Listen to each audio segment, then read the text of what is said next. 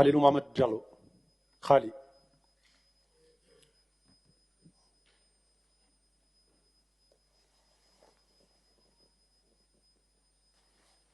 Assalamu alaikum wa rahmatullah.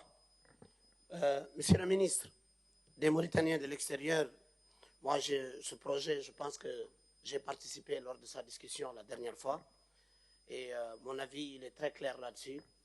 Tout ce qui peut aider le pays à aller de l'avant, nous ne sommes pas ici pour le bloquer.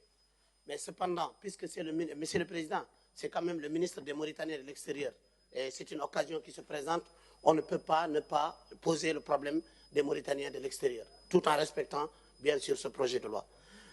Monsieur le ministre, qu'est-ce qui explique aujourd'hui, ou quelles sont les initiatives que vous avez prises, bien sûr avec le ministère de l'Intérieur et la CENI, pour que les Mauritaniens, aussi bien au Congo, aussi bien au Gabon qu'au Sénégal, à côté, où il y a une grande communauté de Mauritaniens dans ces pays-là, qui ne votent pas?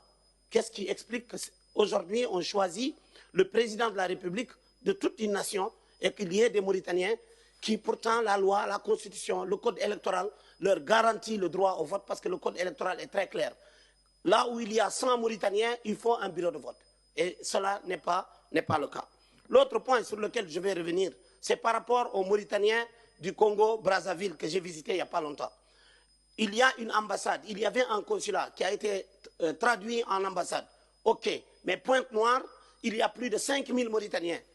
Et ces gens-là, ils n'ont aucune présence d'aucun consulat pour pouvoir régler leurs problèmes. Et quand il y a des Mauritaniens qui sont en prison au niveau de Brazzaville ou de Pointe-Noire, l'administration mauritanienne, elle est totalement absente. Qu'est-ce qui explique cette situation-là et qu'est-ce que vous avez réellement fait pour ça? L'autre aspect sur lequel je vais revenir, parce que vous êtes aussi le ministre des Mauritaniens de l'extérieur.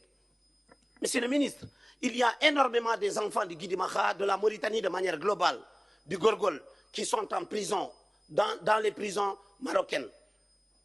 Qu'en est-il? Quel est le partenariat diplomatique qui est mis en place pour pouvoir savoir où se trouvent ces Mauritaniens-là, qui sont souvent, ils n'ont pas commis, ils n'ont pas tué, ils ont peut-être pris des pirogues par la voie illégale et ont été arrêtés. Pour certains, personne ne sait où est-ce qu'ils sont au niveau du Maroc. D'autres se retrouvent dans d'autres pays.